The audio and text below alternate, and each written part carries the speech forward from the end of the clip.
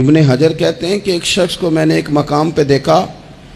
وہ میرے علاقے کا تگڑا بندہ تھا، سیاںا بندہ تھا، مالدار تھا، کیا کہتے ہیں پنجابی میں ڈنڈی پٹی بڑی قائم تھی،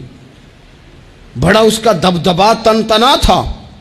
لیکن میں نے اسے طبیب کی دکان پر لیٹے ہوئے دیکھا تو اس کے وجود سے پیپ نکلتی تھی۔ میں نے اسے کہا یار تیرے نام سے تو لوگ خوف زدہ رہتے تھے، تیرا نام لے کے تو لوگ بچوں کو ڈرایا کرتے تھے، تیرے سے انسلاک رکھنے والے تو بازاروں میں گردنیں اونچی کر کے چلتے، تجھے کیا ہوا؟ تو کہنے لگا بس جب خدا کا حکم آیا، جب اللہ کی حکمت کا غلبہ ہوا، جب تک اس نے ڈھیل دی تو دی، لیکن جب وہ پکڑنے پہ آیا تو پھر حال یہ ہوا کہ ایک غریب مچھیرا مچھلیاں پکڑنے کے لیے دریا میں سارا دن بیٹھا رہا، اسے مچھلی نہ ملی، شام کو روئی پڑا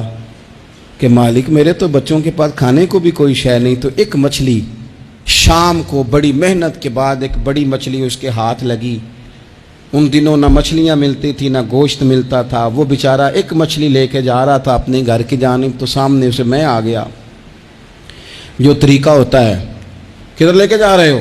کہاں سے لی ہے؟ تو کہتے اس نے کہا صاحب مجھے پتہ ہے آپ مجھ سے چھین لیں گے،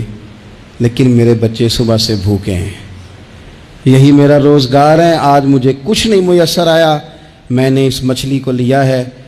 مجھے تو بیچنے کو بھی کچھ نہیں ملا، پتہ نہیں مجھے پکانی کس طرح ہے، تو یہ ایک مچھلی میرے بچوں کی خوراک بنے گی، کل لوٹ لینا، پرسوں لوٹ لینا، تمہارا تو کام ہی لوٹنا ہے، چلو کچھ دن کے لیے ہاتھ روک لو۔ کہتے ہیں اس نے جب یہ کہا تو میں نے ایک تھپڑ مارا اور اس آدمی سے مچھلی چھین کر میں نے اسے پکڑ کے گھر لا رہا تھا، میں اس مچھلی نے، حالانکہ مچھلیاں کاٹا نہیں کرتی، کہنے لگا اس مچھلی نے ناخن پر میرے پورے پر تھوڑا سا کاٹا ہے، اور میں نے کہا کوئی بات نہیں، مچھلی ذرا بڑی تھی، اس نے کاٹ لیا، میں نے تھوڑی سی پٹی باندھی اور گھر والوں کو کہا مچھلی پکا دیں، انہوں نے پکائی کھائی، کچھ پتہ ہی نہیں تھا،